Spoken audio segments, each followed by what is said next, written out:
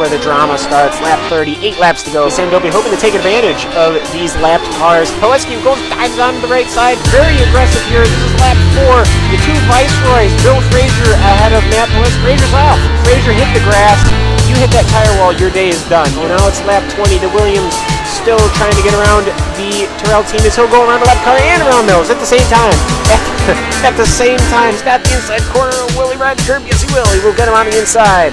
Vito Maria leading us all into Moss's corner. Look at the beauty as his right side will clip the grass. Oh, a 180, no, a 360. Oh. Who will yield going into this corner? It's really not meant for too wide as it will be Gernald. Gernald will yield. Lots of smoke picking up from that Williams car. He is pushing it to the absolute limit. 26 of 30 now. Only 4 laps to go. He's going to get the run coming out the final corner. He's going to pull up side by side with the leader. It's going to be a drag race to the finish. Who is going to get there first? It's going to be...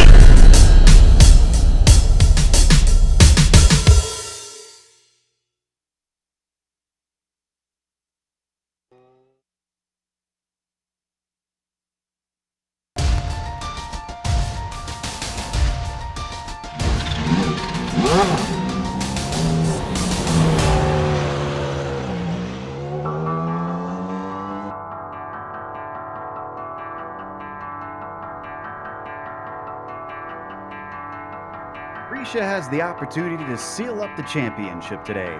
It's been one of the most dominant seasons we've ever seen out of the DH driver, but as always, some tracks prevent you from counting your chickens before they hatch.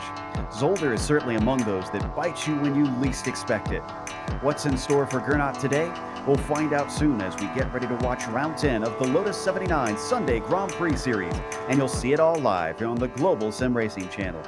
Hi, I'm Joe Peak, and with me in the booth is Mick Claridge. Behind the scenes is our director, Sean Crackers Ambrose, and he's using cameras provided by Dougie Beer. Zolder holds a place of somber ignominy in F1 history after a few tragic moments occurred here in the era of this very vehicle.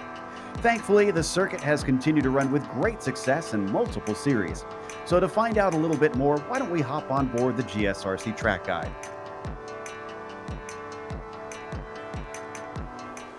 All right, we've got Juha Norlampi in the GSRC Lotus 79, so let's do a lap around Zolder.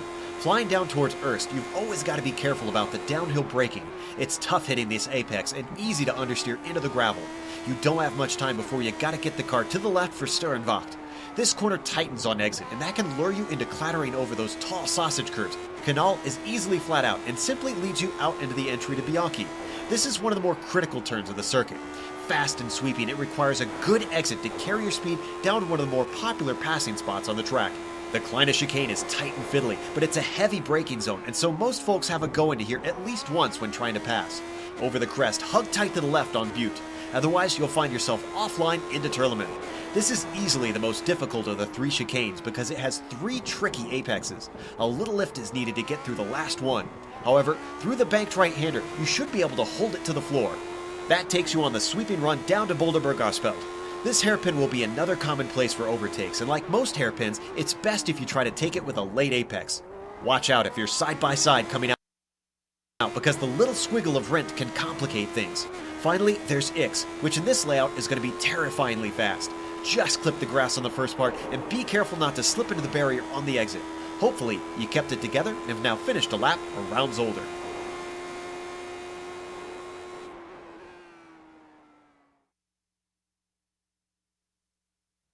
They see a little bit about the driver's view of this track, which is very fast and, of course, has lots of chicanes. But let's take a look at some of the stats as well. As we can see, it's about 2.5 miles long, and it's only 10 turns. So it's really not that long of a track, and there's not that many complicated corners around here. It's just the fact that those chicanes tend to trip a lot of people up, and the curbs to the inside certainly are a danger. Drivers have been talking about it a lot, the damage that you can get just from hitting them the wrong way. And it has its fair few sweepers, especially in the opening portion of the circuit. It's going to be tough to pass, though not impossible, but drivers will certainly be watching out for themselves more than they will other drivers today just to try and see the checkered flag.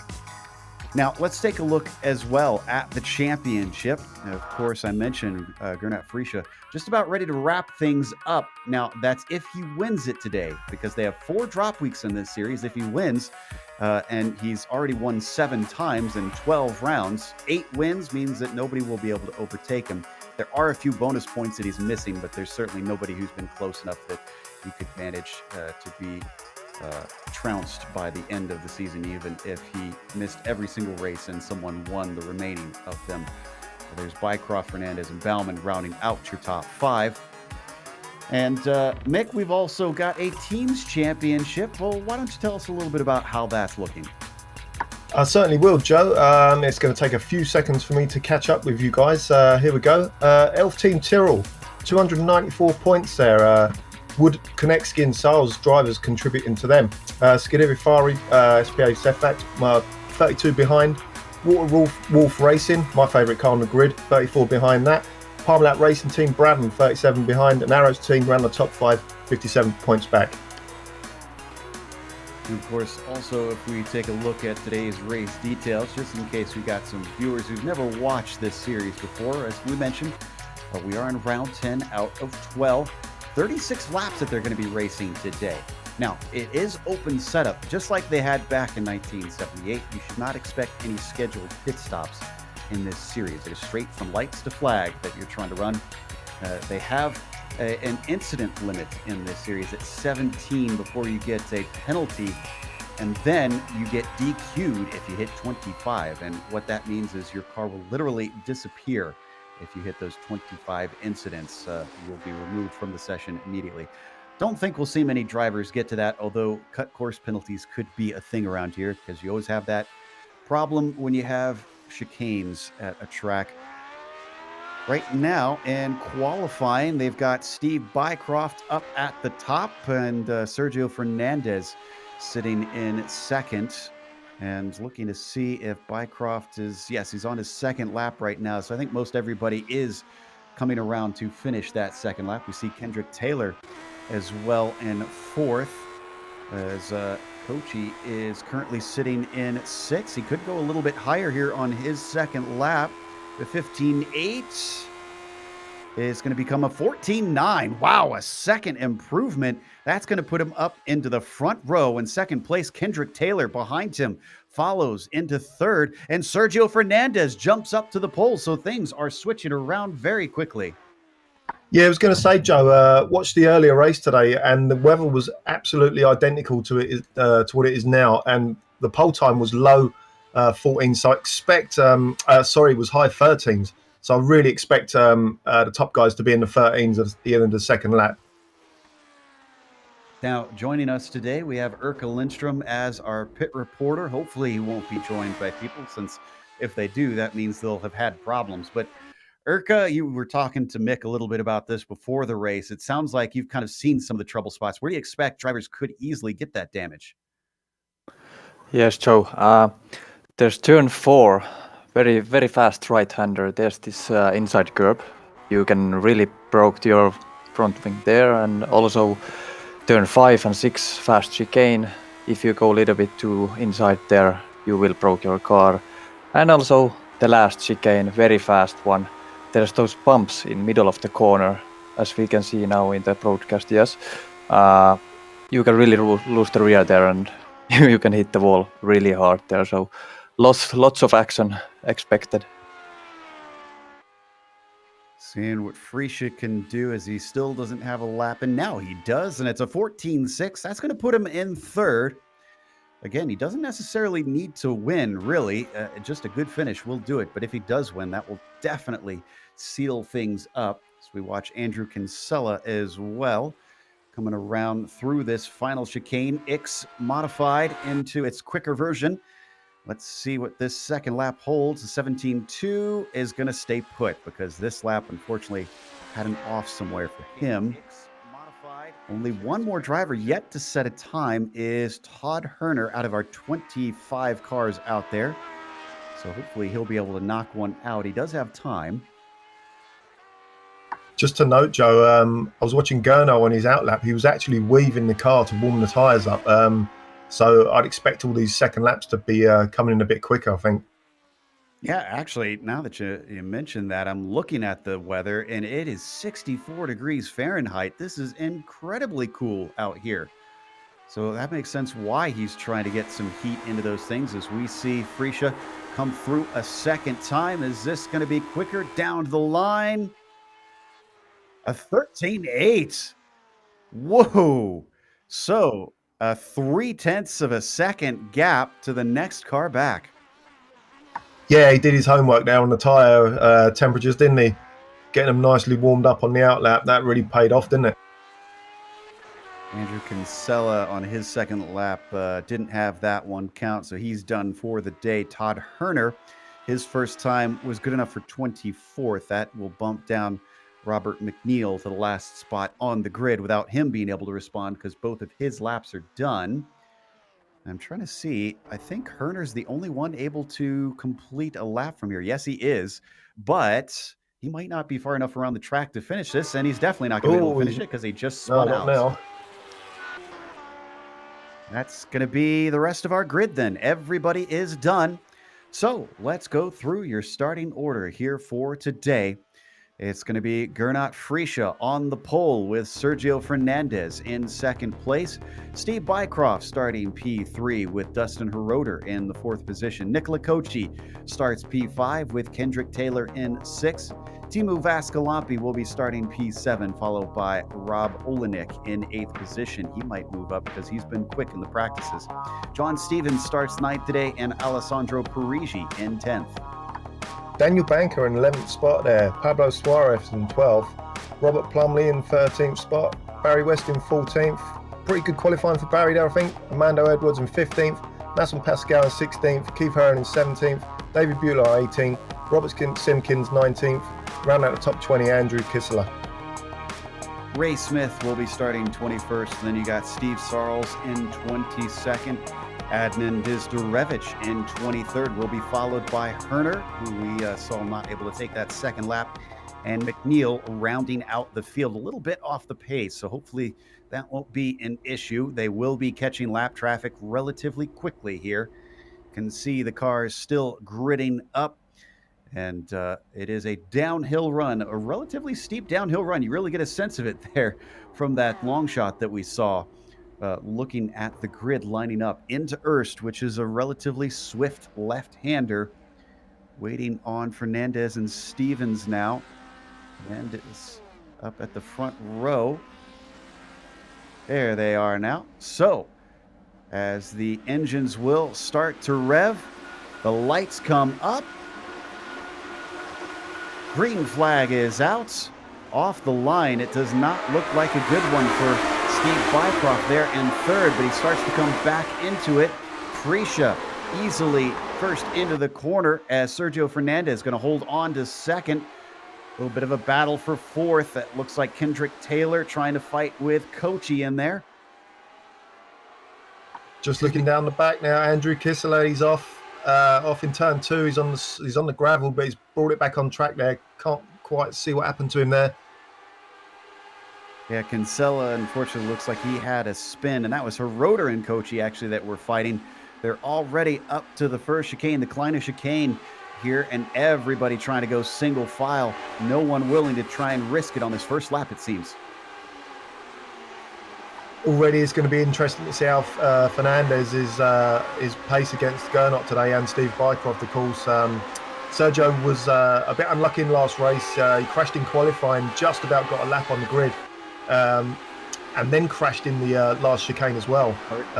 So it's really tough. We haven't really spoke about it yet, Joe, but you can see the cars heading down to it now. Turn left, sharp left into that really high-speed chicane. Here they go. All three cars nicely through there. But it really is tough. And, of course, you get slowdowns. It's probably one of the best overtaking spots in the turn 1 because of that chicane. First big incident we had in the chicanes was with Keith Herner and Barry West. They are well down the order now, but they both got it going. I think Boudelaar maybe was involved. I see him grayed out on my screen, but I didn't quite get to see whether or not he got caught up in it. Already after the first lap, Freesia leads by nearly a second over Fernandez as they come onto the long backstretch. And I think Budelar was not involved because I'm seeing him flashing in and out on my screen now. So I think he just is having internet connection issues. Already, we're seeing a bit of the field spreading out, trying to give each other some space and focus on their race as we ride on board, looking back over the rear wing of Gernot Friesche. Yeah, so important to get a nice, good first lap, isn't it, Joe? And he has already pulled out a little gap. Steve Bycroft was really quick in the last race, so going to be interesting to see if he can keep up with Gernot. Well, right now he's got to get past Fernandez first, and boy, they are pushing right up to the edge of the track coming out of that X chicane. Fernandez has cut it back down slightly. It's down to 0.7 of a second. So could he potentially reel in Friesche? Or will he be threatened by Bycroft, and will that cost them time battling? Another guy to watch out for, Joe, really did well in the last race. I think he got second in the last race. Nicola Kochi now is fifth spot, chasing down Dustin Hirota just in front. Nicola's got some pace today, so it's going to be interesting to see. I think he was, I think Dustin was a little bit out of position, so be interesting to see who's quicker out of these two guys. Here we see Dustin being chased by Nicola Kochi, but has dropped off of Steve Bycroft by about a second. Oh, Nicola spun it. Oh. He catches it, but not before Kendrick Taylor snuck by. Let's watch a replay of that. That was in Turleman, actually coming out of that chicane. What if he caught the curbs here? Let's see. No, just wheel spin. Yeah, he just got a bit too much wheel spin. I said he spun. He didn't. He held onto it nicely. So yeah, he's able to carry on. Yeah, lost a couple of spots there, hasn't he? Well, he's still running. That's the important thing here. As we still have Friesche still leading, and it's still at about 0.7 of a second. So while Fernandez chopped off a tenth or two about a lap and a half ago, he's not been able to make more inroads since then. They continue to gap those behind. Dustin Hirota 1.7 seconds back from this trio up at the front. You can see the gap building there in the background between them. So let's go back to Kochi and Teemu Vaskilampi. Actually, yeah, back to Vaskilampi here with Rob Olenek all over his gearbox. Yeah, Rob, Mr. Jack of all trades, master of all of them as well, isn't he? Rob, you'll see him in all the Classic Series, chasing him down now.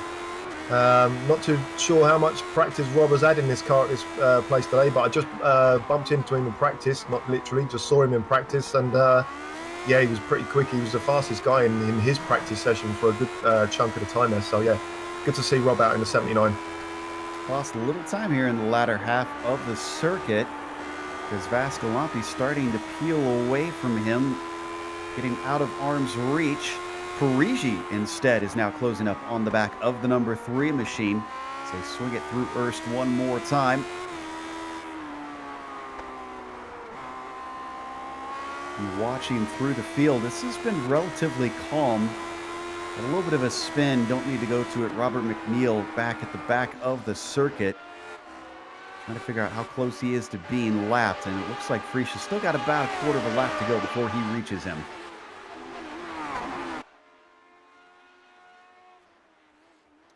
Parigi really starting to be threatening in the mirrors of Rob Olenek. As we've jumped away for a moment, looking at our leader, but now we see once again that orange machine of Rob leading Parigi out of Turleman, up and over the hump, down into the Boulderberg hairpin. Ooh, just behind them, if you look in the background, looks like Plumley and Suarez for 11th place, getting awful close for this spot too. Yeah, and even further back, you've got Armando Edwards in 14th spot now, Daniel Banker in 13th, and these two are having a real good battle. Armando Edwards was really close to Banker the last time by. Just watching how these two guys are driving, they look pretty equal, but it's a close battle. This is on track. Yeah, let's turn the cameras back there because this is really our closest that we've got going on. Edwards, just about a car length and a half back. You can see him. Oh, but Edwards is wide coming through Bianchi. That costs him a couple more. Banker going to stay safe as they come up to the braking now and decline. Oh, and Sergio Fernandez just had a big off. He's lost out to Steve Bycroft, and Herroder is now on him. I think he's got it going, but this was in Turleman. Did he get caught out? Oh, it was McNeil. McNeil was slow into the corner, and he wasn't expecting it. Yeah, I actually think Fernandez just overdid it there, to be honest with you, Joe. It does look a bit, it does look a little bit like Neil threw him off. Yeah, he probably did, lost a bit of concentration there, but well done again for not spinning it round. So now he's got to try and make up for that, but we're going to look at Kendrick Taylor, who seems to have gone slow. Ooh, I think he hit the wall. Here's the replay. It's coming into Ix. Oh, he just spears off. Did he? You know what? It looks like the rear of the car started to come around on entry here, Mick. Yeah, just looking at that myself now. Yeah, it did, didn't it? Yeah. Oh, and again, there was a car in front of him, and it was McNeil. Yeah, terrible. But anyway, let's go back to the lead, Joe. Yeah, we're watching Freesia, and, well, he's loving all the problems that those behind him are having because it's 2.7 seconds. Bycroft is nowhere near. It's much closer in the mid-pack where we've got a nice battle between Plumley and Suarez. Trying to see if they just swap positions. They almost did. Suarez had to go into the Boulderberg hairpin. They're right behind John Stevens as well. So this is essentially for 9th place. A little bit of a lunge down into Erst from Plumley, but can't get by Stevens. Oh, a mistake coming out of the corner from Robert, and Pablo Suarez takes another look at it, tries to go around the outside as he almost clips into the tire of Plumley. But now he's got to get it done the long way around as it's 3 right-handers in a row through Bianchi. Can he find the momentum? And he does. Pablo with a brilliant move. Yeah, what an exit there onto the straight. Let's see how they get into this chicane now, because this isn't tough. Nice defensive line there by Suarez just to hammer that position home. Really great driving there around the outside of that turn. That is a quick corner, isn't it, Joe? It is. That's not an easy move to make because there's no banking there. But now he's got to try to catch up to Stevens. They had gained on him before. Let's see if he can close that ground in. He's got about almost 2 seconds to make up just from all that side-by-side racing that they did. And it sounds like Butelar's day has ended poorly. I don't think we need a replay because, unfortunately, his connection issue didn't seem to clear up much, but he has run into the wall. I think Urca, though, caught a good view of it. What happened there? Yes, so Robert McNeil had some problem with the last chicane. He was traveling very, very slow there, and Butelar just could not avoid his car, and Butelar lost the rear and bang into the barrier, and his day is over. So yeah. Sad to see that that ended prematurely for him. So we're looking at the number. Sorry, Joe. 15 now. Yeah, I was just going to say there's a bit of a gap between Plumley and Suarez now, but if Plumley gets a run, he's a good 10 miles an hour faster down the straight. Just something I'll keep an eye on that. Oh, we've had a big accident with Ray Smith. Ray Smith just got plowed into by Barry West. Unfortunately, I think this was Smith. He had an off on his own coming through Bianchi. Yeah, you're going to see the number 11 lose the car, plow into the barrier. Now watch him return. Yeah, and Barry just takes the wrong decision there. Don't need to get round him. If Barry if he could have just stayed to the right hand side. Obviously, it's just impossible to tell. I don't put one on Barry. I think that kind of spun it back out in the middle of the track. He was trying to get it going. Yeah, Barry had. Yeah, he was a pretty innocent victim on that one.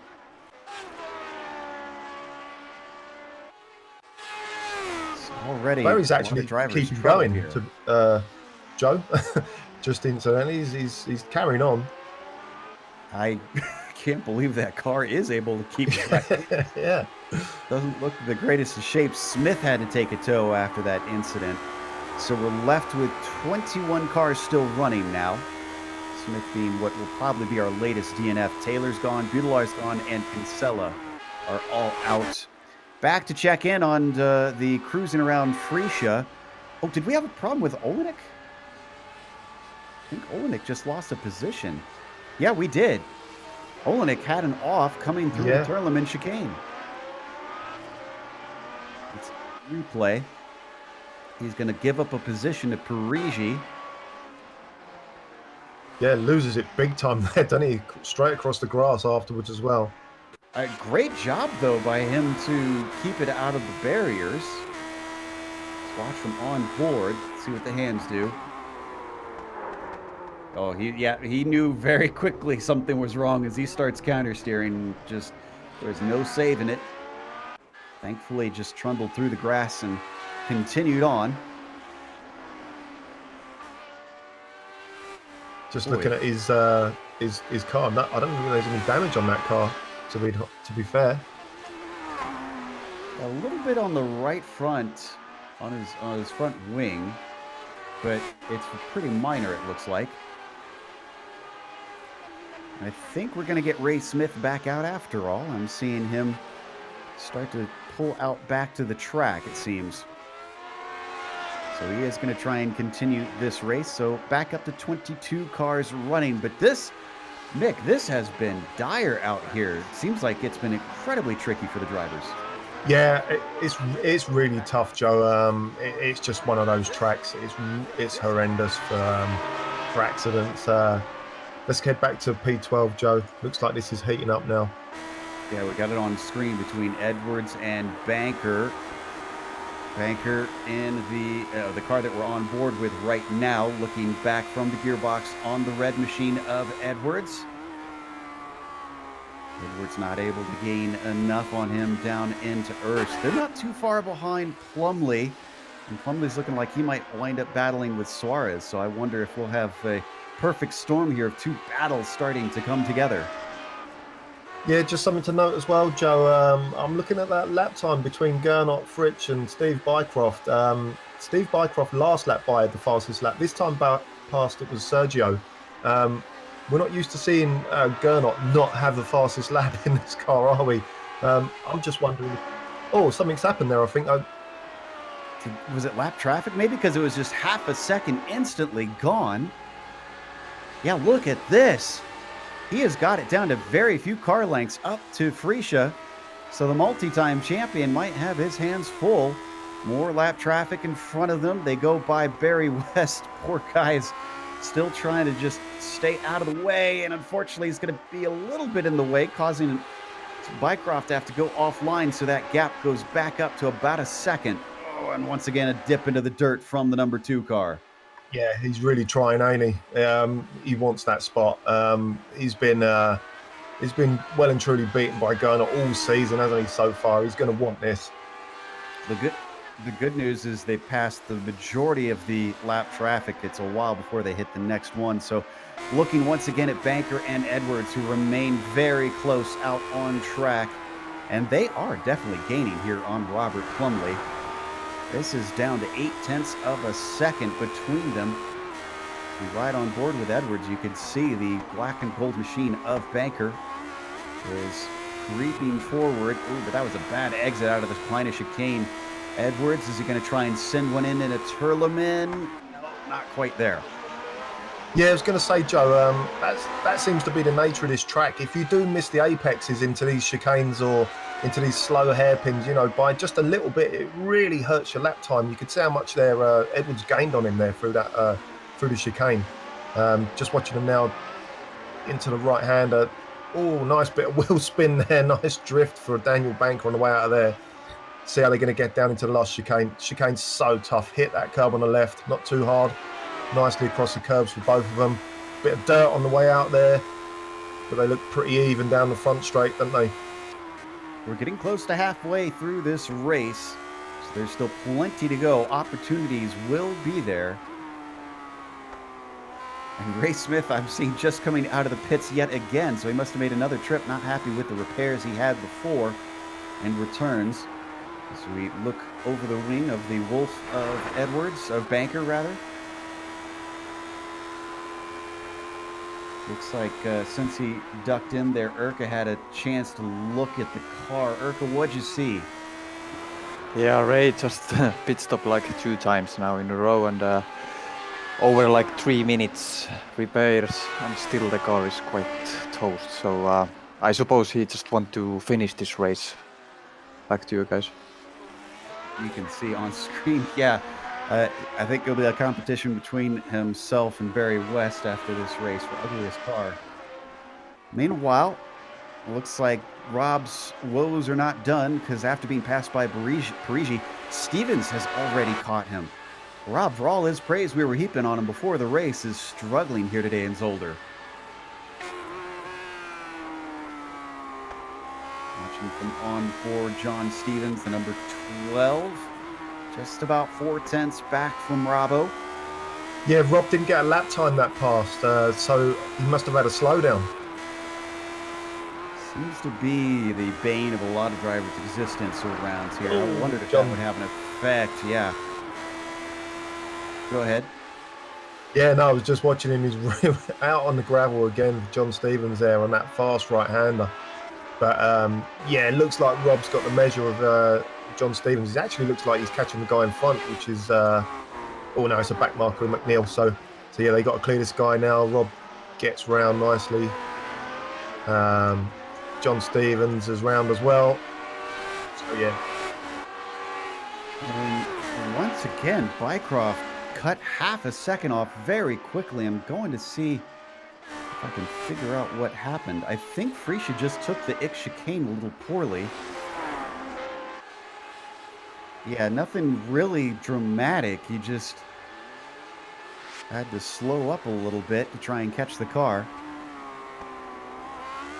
Yeah, and this is where it gets a bit worrying for Gernot, because, you know, when you're just out in front like that and you've got a nice gap, you can just ease off slightly, you know, drive at 95%. But now he'll be looking in the mirrors and seeing Steve getting bigger, and, you know, this is when the mistakes can creep in. Not very likely from Gernot to make a big mistake, but if it's going to happen, it's going to be at this place, ain't it, Joe? This place just breeds mistakes. It really does. So we are watching from the nose of Steve. We might want to jump back a little. Oh, we finally have a change between Banker and Edwards. This is back for 13th and 12th, and it looks like Edwards got it done. Got the replay. This starts with Banker coming out of Bianchi just a little bit poorly. Oh, yeah, load of understeer on the way out there on the exit, and yeah, Edwards was just, he was in front before the braking zone there into the chicane, wasn't he? Nicely done. Cool head and pounced on the chance when he had it. So Edwards is going to get on through as we come back live. Still holds on to that P12. Before that happened, I was watching Kochi. Oh, did Kochi get her rotor when we weren't looking as well? All right, let's get a replay of this. This is also to do with the chicane. And this one into, oh wow, this is going to be a brave move into Ix. Watch this. Oh, wow. I don't know. Yeah, it looked like Dustin just completely missed the turning point there, didn't he? I think he got scared off of it. I think he saw his stick his nose in and was not willing to try and go with it. Well, credit to Coach. He actually managed to shake and bake Dustin Heroder to get 4th place away from him. Move of the race so far. Absolutely.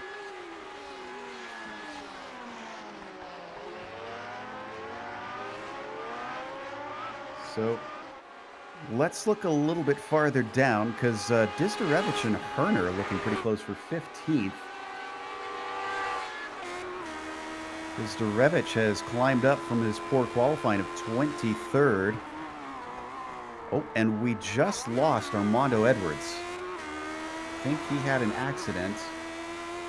Trying to see what happened here. Oh yeah, he had a spin. Don't need to go to the replay, but he put it in the wall coming out of Turleman and has since had to take a tow.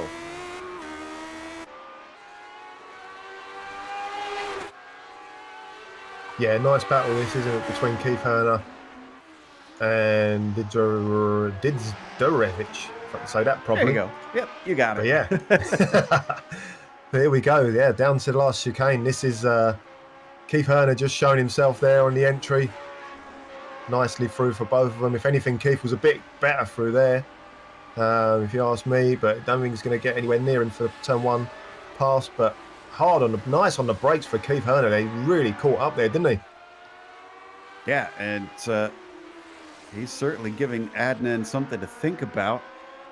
They come now through Canal into Bianchi. This is where we saw a mistake before. Set up a pass. Could this be a chance for Keith? Nope, both of them are pretty even off of there as they plunge now down towards the Kleine chicane. And they're going to stay put. They might get lapped soon, though. I do believe that Frisha is starting to catch them at a rate of knots. Yeah, he's just coming out of this chicane now, isn't he? So let's head back to Gurno now. Just looking at Steve behind.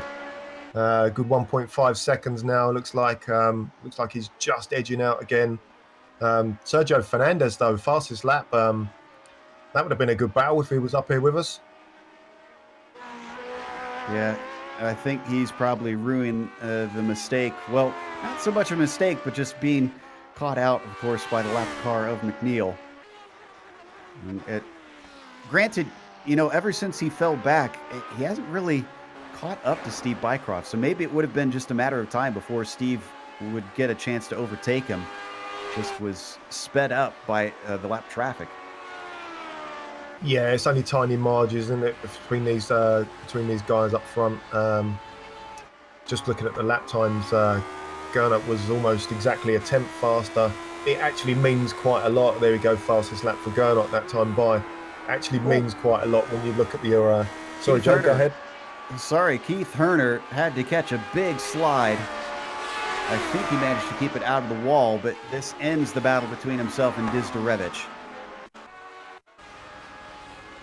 Yeah, and Gernot was just catching up with him when he did that, and yeah, that could have been bad. Keith went across the track to get out of the way. I'm not even sure if he knew Gernot was coming up behind him there. You're going to see it and through Bianchi here, so here it comes up. This would be great from on board. Yeah, curb to the inside. Looks like just put the car up and there was no catching it. Got it off the racing line pretty quickly so the leader could come through.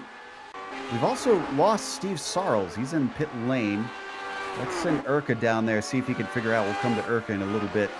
Try and find what sent Steve Sarles down there as we head over to 7th, where Parisi and Olenek have come back together. So Olenek has responded, dropped Stevens, and run down the number 17.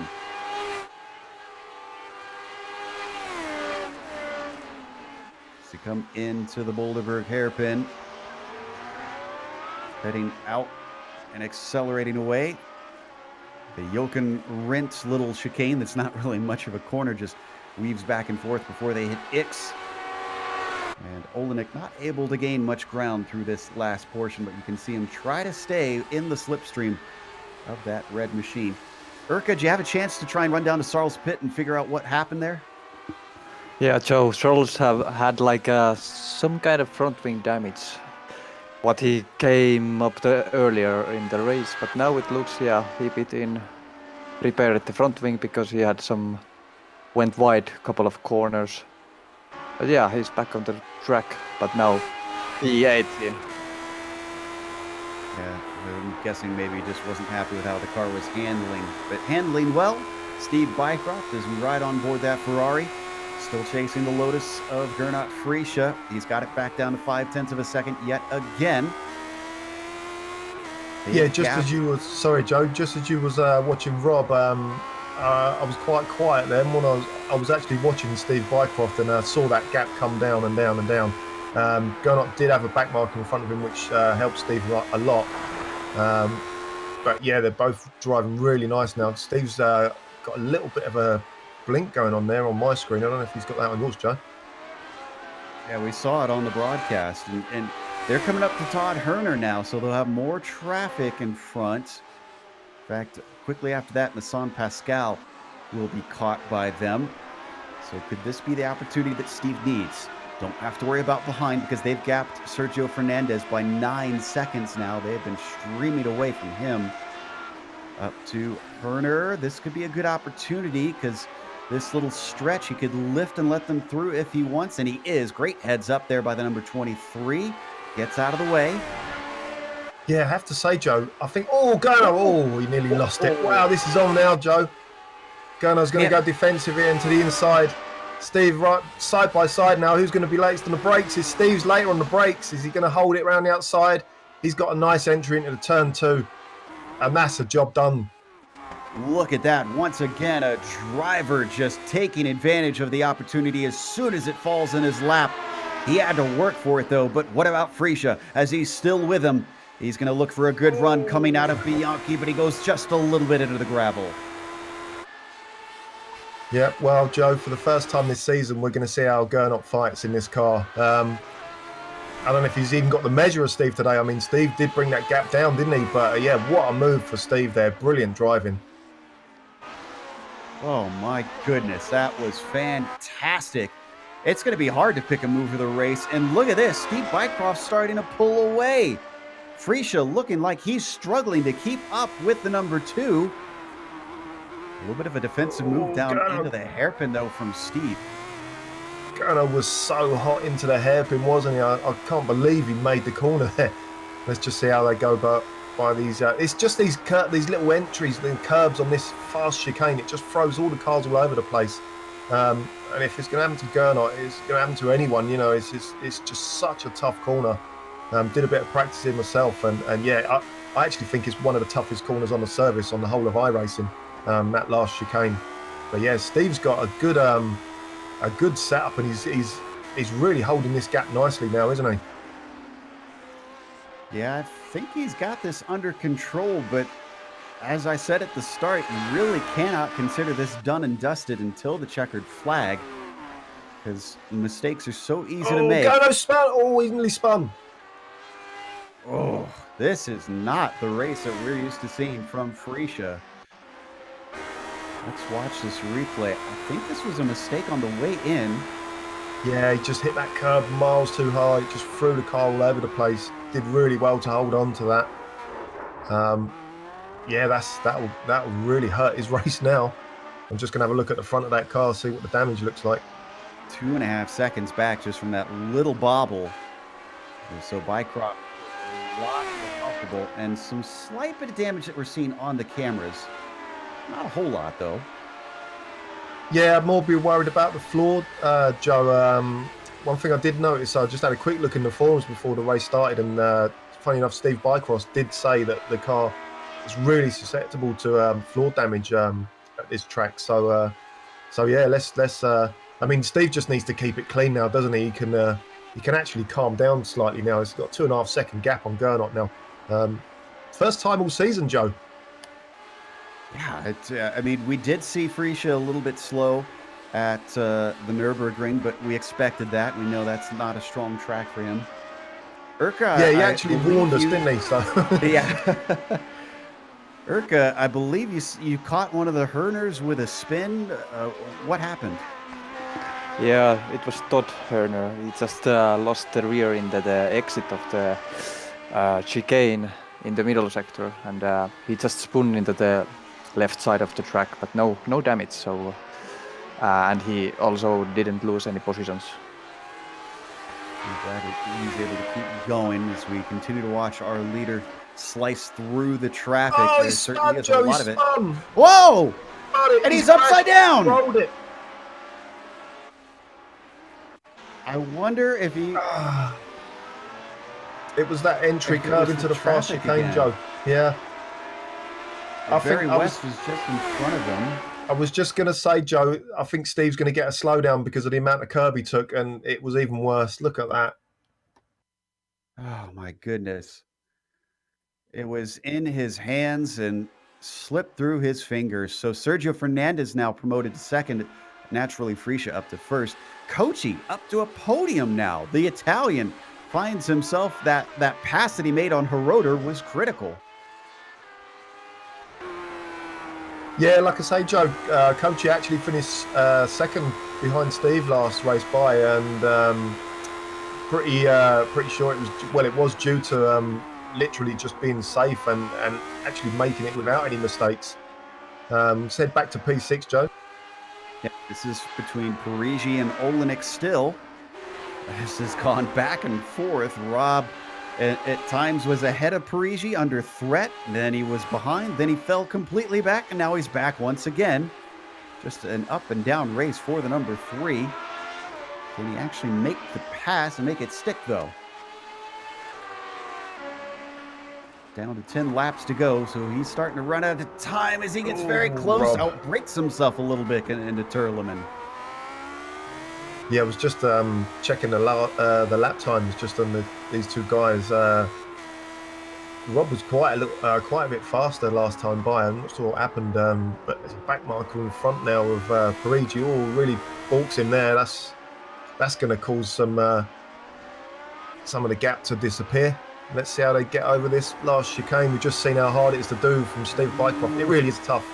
See Rob run really wide on the exit, but he's got a nice run now. Rob looked a lot more brave through that chicane. He gets close, but not close enough as a defensive move from Parigi holds him back.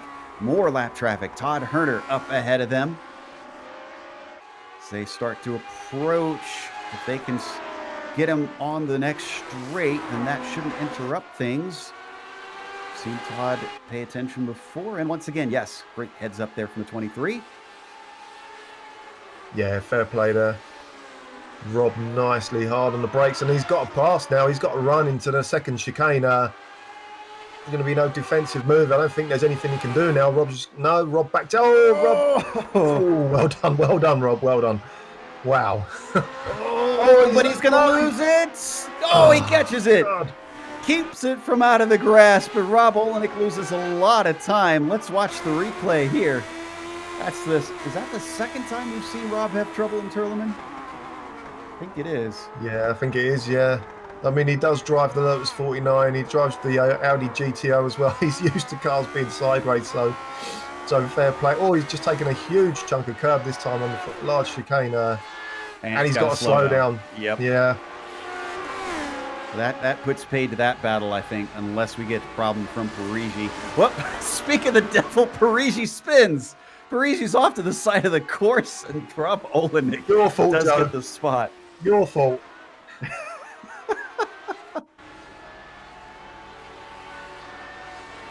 So, I guess predictive commentating there. Yeah, that's all on you, mate. For the 17. Yeah, I have nothing to do with that. I think Rob was probably thinking, well, I'm not going to get the spot now, and then suddenly comes around the corner and sees, oh, thank you. I'll take 6 easily there. Granted, all that battling, all those problems, he's 22 seconds behind Bascalampi. Sergio Fernandez with an issue. What happened here? No, not Sergio Fernandez. Who are we looking for here? Yeah, it was Sergio Fernandez in the last chicane, Joe. He really flew through there too fast. I'm trying to work out what he actually did there. It just seems like the back of the car bounced. Maybe he was just on the power too strong there as the car was up in the air. He's got a bit of right side damage on that car, but yeah, really flew through that chicane that time. That's an understatement. It's pretty sorry looking on that side, and Kochi easily overtakes him as we come back live. He's incredibly slow, just the way he bounced over the curbs. Nicola Kochi is now up to second place. What a beautiful run from the number 4. Yeah, great run by Nicola. He's had all the luck this race, hasn't he? He held a good second place last time by, as I said, but he pretty much did it on merit that time. But this time he's just everyone else has just fallen away. It's going to be interesting to see now if Sergio can carry on and keep up. I mean, when everybody else wrecks, a position is still a position. As we look at our leader, who is probably taking a bit of the same philosophy Freesia, who's had his own mistakes, has not made as big of mistakes, and he's kept the car clean. He's got 7 laps to go, 6.5 really at this point, to try and get to the checkered flag with a 21-second gap back to Nicola Cocci, so he is under no threat. He can keep this car safe from here. I mean, if he warned us about the Nürburgring. He said he wasn't going to be that fast there. Anyone can say that, and you'd be you know, forgive him for saying that. You know, it's such a hard track, but he actually looked human here today, Joe, didn't he? He was trying to chase down Steve. Mistakes were keeping him from kicking him from going up there. A couple of times over the chicane, he bounced a bit. So, I mean, I've never seen that from Gernot any time. We never saw it at the Nürburgring either. You know, he might have been off pace, but the mistakes weren't there. Well, I guess even the aliens have a little bit of humanity in them. You can see. I mean, when you think of his I rating, I mean, he's up in he's got up in the top 10 I rating of the whole series, hasn't he? Yeah, 8,700 to be 8,722 to be exact coming into this race. We'll see what it is that's coming just out. unbelievable.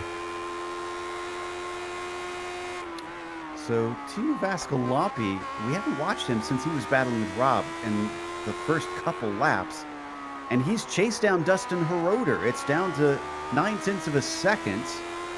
They are also coming up on Sergio Fernandez, the limping Sergio Fernandez. Yes, Sergio's well off the pace, isn't he? Oh, man, he is just trying to get this thing home with a decent finish. Poor guy is not got to be happy with himself and the car right now. Just watching Vascolampi through the chicane there, really missed that apex, and yeah, really missed it. But look at Dustin now; he's all over the back of Fernandez. Not going to take much of an effort, I don't think, to get past Sergio with that damaged car. I think he's going to be here. I think he's even letting him past, is he? Yeah, he's letting him past. Yeah, Sergio knows the situation. He knows it's not worth trying to fight these guys and slow them up. Very good sportsmanship from the number 5. Yeah, fair play to him. He's given up a podium position there. So Vascolampi allowed to continue on to try and fight Heroder, who has moved into the podium, into third, but it's about 1.7 seconds between them now. You mentioned Vascolampi having issues through the Kleine chicane. He's got some ground to try and make up after that error. We ride on board with Heroder now. Yeah, nice lap time from Heroder last time by 15.7 against Vascolampi's 16.1. So laps are running out for Vascolampi now. It's going to take a mistake, isn't it, Joe? I think from Heroder to bring this battle together. You know, I mentioned the short laps, and it's not just that. I think some of this is due to the mistakes that everybody is prone to around here. We've only got 10 drivers left on the lead lap out of 25 starters. So Freesia is really just picking them up and putting them down. Right now, Daniel Banker is our last driver on the lead lap. You'll see him working his way by. He's got about 5 seconds or so back to Freesia with 4 laps to go now.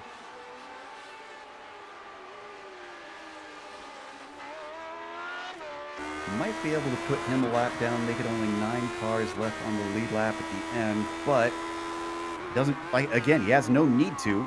It's now 24 seconds ahead of Cocci, so that gap has been extending. Just been watching the battle between Todd Herner and Steve Siles in 16th and 17th. Steve Siles really lost the car, and Todd really lost the car, and Steve was able to get through. Then Steve made a mistake, and Todd was nearly there. So this is a pretty good battle. Take a look at the replay.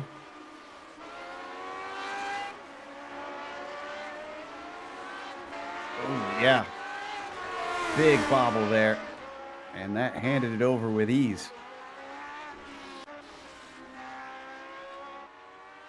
So as we come back live, now down to 3 to go. Looks like Herner continuing to fall back, so that battle is done and dusted for the most part. Vascolampi still chasing Heroder's about 1.5 seconds back. He's making tiny little inroads on the number 7. really not enough with what little time we have left to try and make an attack.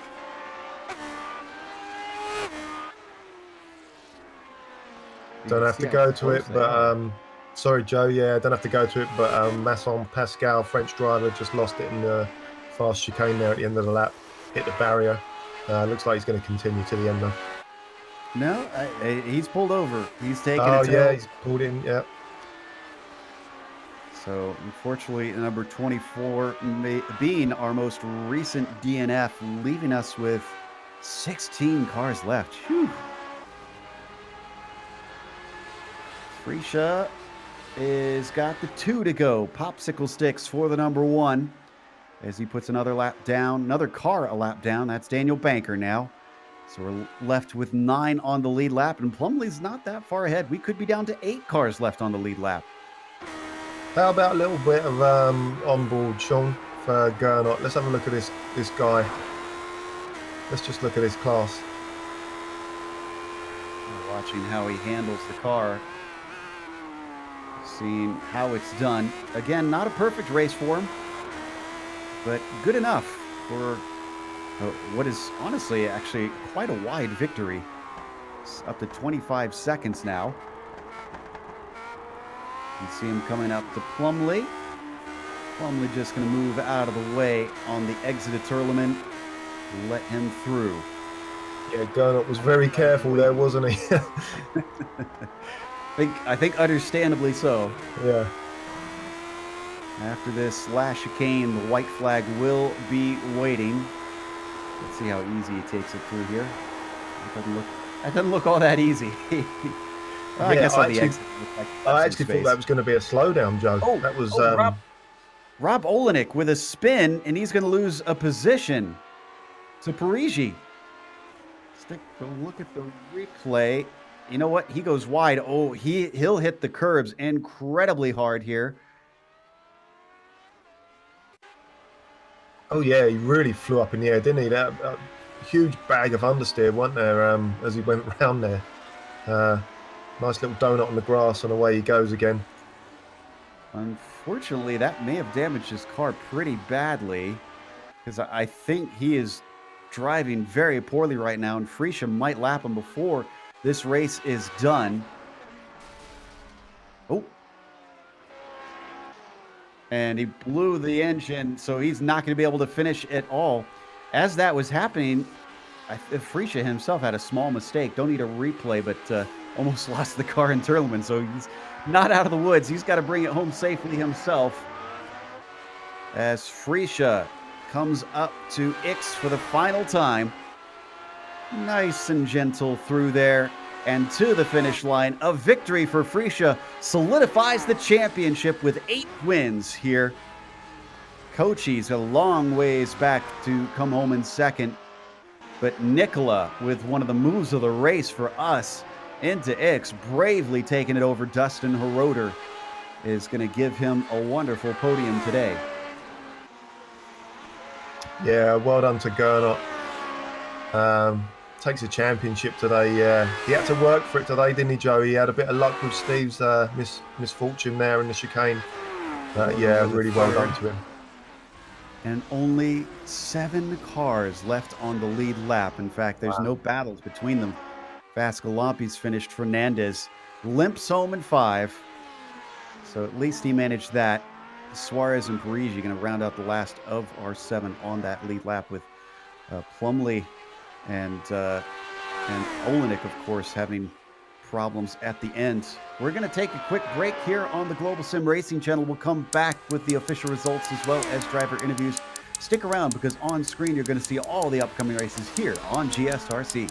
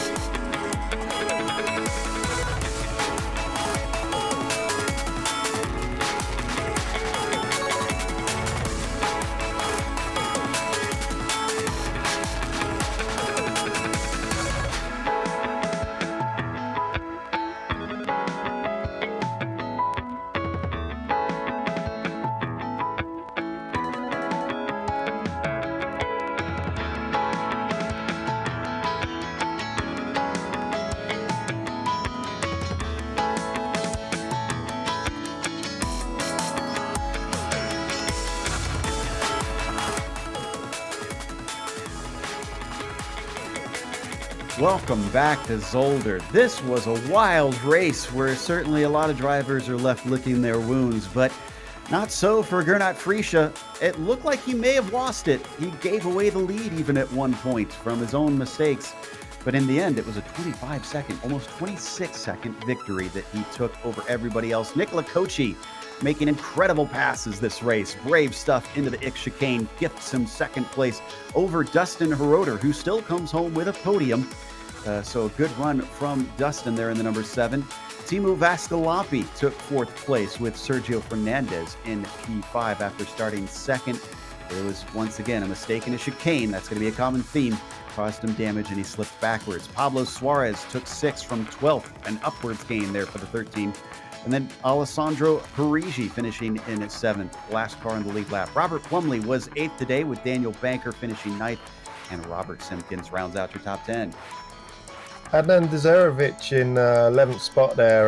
Rob Olenek just outside.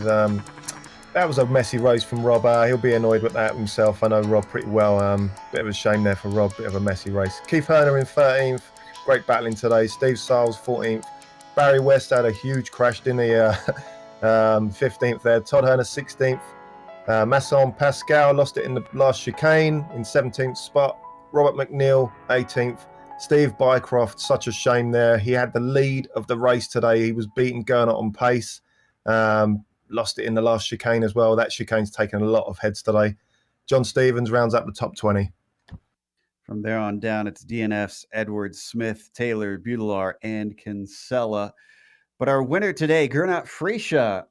I'm curious to know how you feel, Gernot, because you've obviously taken the Sunday Grand Prix Championship, with this being your 8th win and there being 4 drop weeks. But this wasn't a perfect race out there. Looks like you had a few mistakes of your own. Yeah, definitely, Joe. It was a really messy race, but I guess it was a bad race for everyone. So I feel a bit bad for Steve because he really had a good position to win this one today, and he would deserve to win it as well because he's doing a fantastic season so far. Somehow he's always a little bit unlucky in such situations. So it was a lucky win for me. I didn't have a good race. Actually, I was quite frustrated mid-race because I kept making so many mistakes. But yeah, in the end, I took the win. So also took the championship, and that's nice for me. Yeah, certainly a stunning performance this season with how many wins you've taken. Talk about this last chicane, though, because that certainly seemed to be one of the biggest places that caught a lot of people out, including you at one point. Do you prefer the tighter version, the regular version here of Zolder, or do you like this fast chicane? Well, the flow is definitely much better with the alternate version. On the other hand, it's just a lottery because there's a nasty bump, and if you had the bump the wrong way, you're really in trouble. For me, it started even before qualifying. I don't know if you've seen it, but I had an off track there, almost fenced it, going into the first qualifying lap because I hit that bump.